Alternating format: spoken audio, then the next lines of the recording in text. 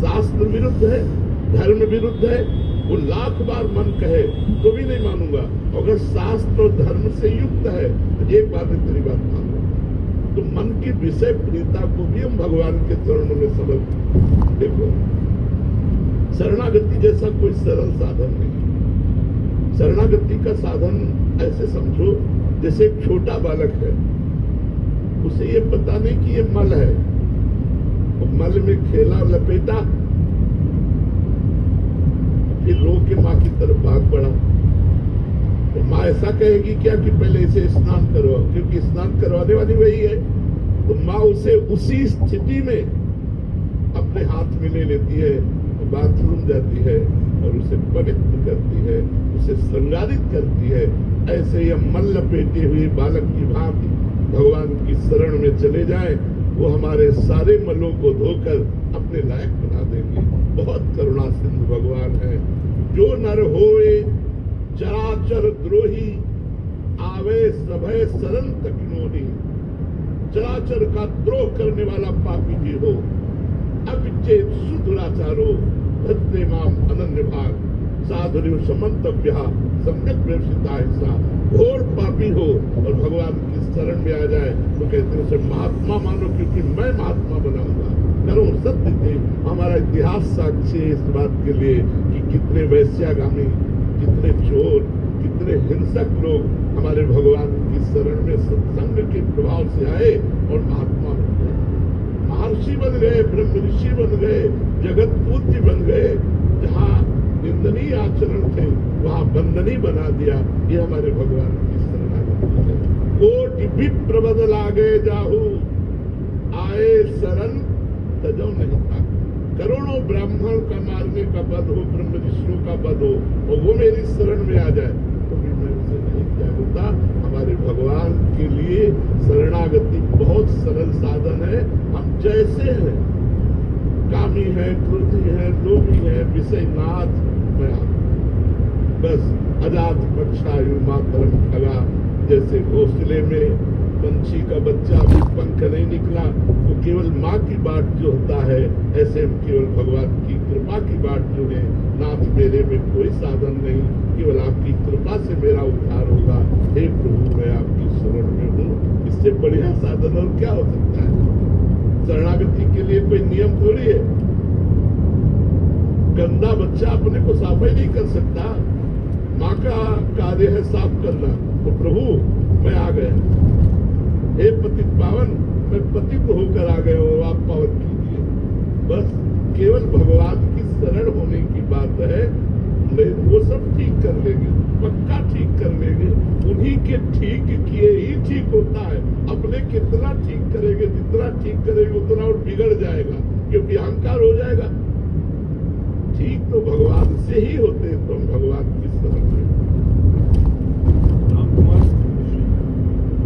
राधे राधे महाराज जी। महाराज जी, तुलसीदास जी महाराज जी ने कहा है कि एक घड़ी आधी में बुनियाद, तुलसी संगत साधु की हरे कोटि अपराध। महाराज जी, इसका यथार्थ अर्थ अगर हाँ, जैसे एक घड़ी होती है 24 मिनट, आधी घड़ी होती है 12 मिनट और बुनियाद 6 मिनट। अगर आप 6 मिनट साधु संग किए और आपने बात पकड़ ली, जैसे हम बोले कि आप कितने भी पतित हो, नीच हो, भगवान की शरण में हो जाओ और आप स्वीकार कर लिए तो जन्म जन्म की बिगड़ी बन गई। 6 मिनट तो बहुत हुए। वो बुनियाद में हम और बुनियाद कहते हैं। 3 मिनट और बुनियाद, 1.5 मिनट और बुनियाद। अगर उसमें एक शब्द मान लिया राधा राधा, वो पल भर के, पलक झपकते भर के समय में आपका कल्याण हो गया, क्योंकि आपने एक बात मान ली कि राधा राधा रखी, मैं भगवान की शरण में हूँ।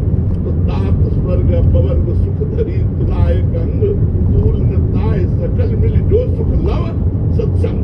लव मात्र, निवेश मात्र के समय में आपका कल्याण हो सकता है। अगर एक बात मान ली, आज से तुम राधा जपो, राधा राधा रटो, तुम्हें कुछ ज्ञान नहीं, कोई मतलब नहीं, बस रात जो कर रहे हो करो, जो कर रहे हो छोड़ नहीं सकते हो तो पकड़ लो। हम ये नहीं कह रहे ये छोड़ो ये छोड़ो ये छोड़ो तब पकड़ो। जो छोड़ नहीं सकते वो राधा नाम पकड़ ले। अगर राधा नाम सब गंदी बातें छुड़वा कर आपको अच्छे व्यक्ति न बना दे, समाज प्रिय न बना दे तो हमें आप बात करें। तो उन्होंने कहा कि यदि सत्संग हो जाए, हमारे कितने भाई लोग भाई बहन आते हैं जो बोलते हैं कि मैं ऐसे ऐसे आचरणों से युक्त था, आपका प्रवचन सुना, एकांतिक सुना और अपने छोड़ दिया।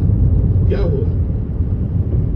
मिले आकर के बाद में जब पवित्र हो गए, केवल सुनने मात्र से उन्होंने अपने गंदे आचरण त्याग दिए, तो ये सत्संग का ही प्रभाव है।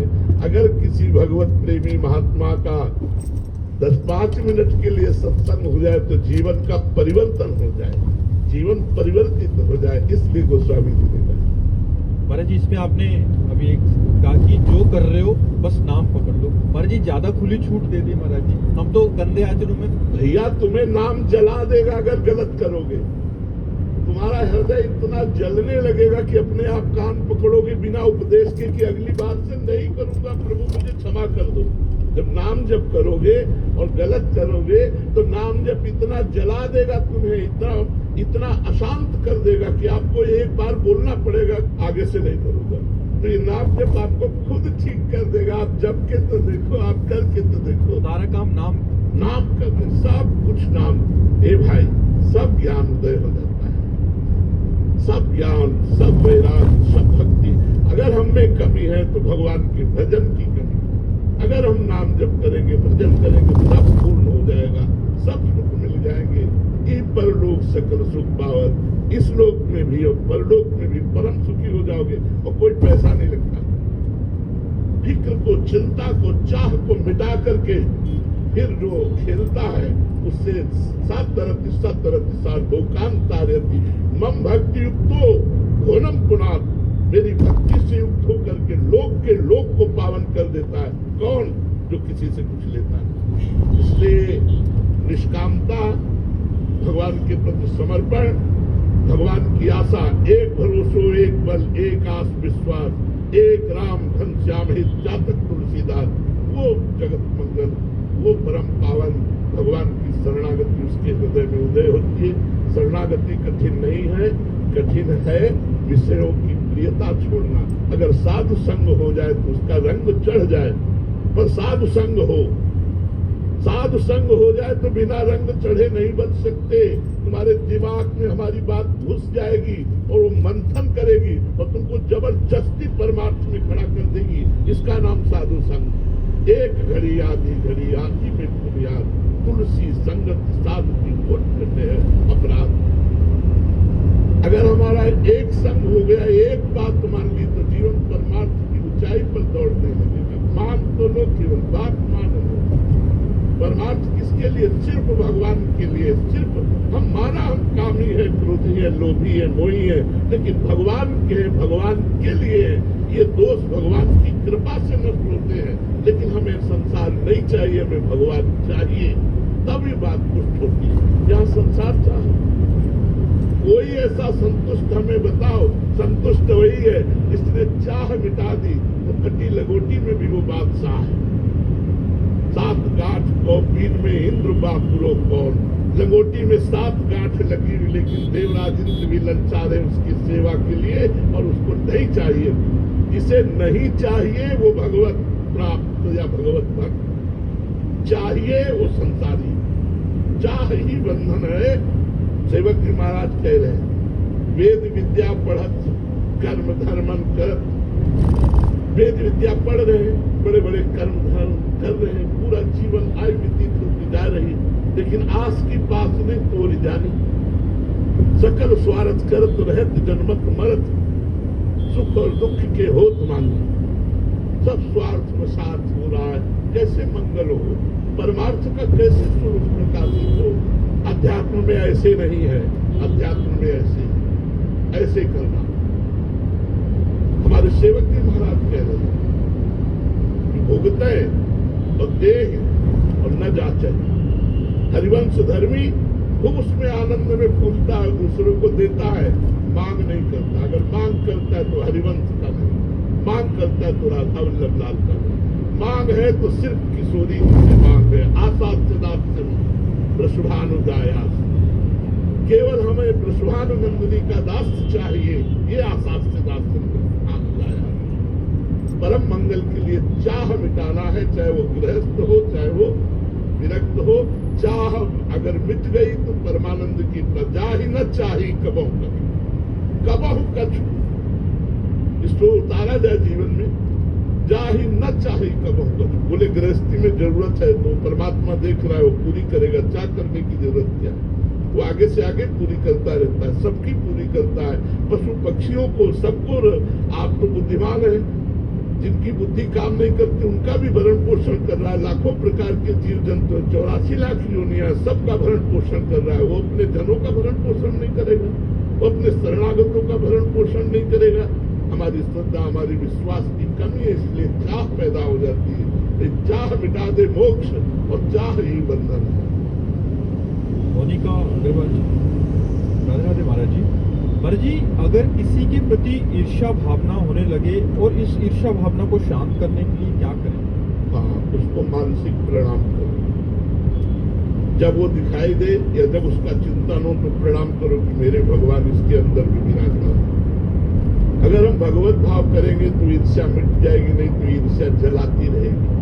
और ईर्ष्या द्वेष को उत्पन्न करती है, और द्वेष स्वयं का नाश कर देता है। दूसरे का होगा कि नहीं होगा, अपना पुण्य नाश हो जाएगा, अपनी बुद्धि भ्रष्ट हो जाएगी, हमारे अंदर क्रोध आ जाएगा, हिंसा की वृत्ति आ जाएगी, उसका बुरा मनाने की वृत्ति आ जाएगी। ये हमारी कमी हो जाएगी। जिस पर हमारी ईर्ष्या बढ़ रही हो, मत्सरता, मेरे से आगे निकला जा रहा है, या उसकी उन्नति देख करके या किसी भी तरह उसे भगवत भाव से प्रणाम करना चाहिए कि हे भगवान, आप इस स्वरूप में हो, मेरे हृदय की ईर्ष्या को मिटा दो।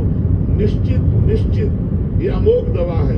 उसे भगवत भाव से प्रणाम करो, जब उसका चिंतन हो तब प्रणाम करो, जब वो दिखाई दे तब मानसिक प्रणाम करो, आप देखो ठीक हो जाओ। आप करके देख लो, ये प्रयोग करके देख लो। जी पीछे पीछे से करें, उसको पता भी ना लगे। नहीं, उसको पता नहीं चलना चाहिए, नहीं फिर और कटाक्ष करेगा आपके ऊपर तो सह नहीं पाओगे। मानसिक का है, मानसिक प्रणाम करो, नेत्रों से प्रणाम करो।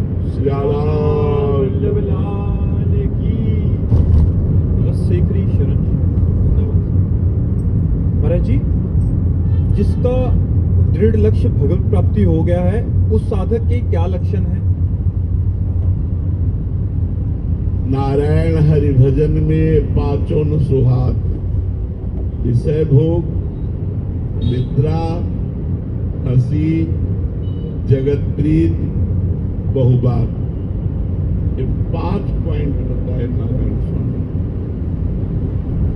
कि जिसको भजन मार्ग में रुचि हो गई है, नारायण हरि भजन में, उसको 5 बातें अच्छी नहीं।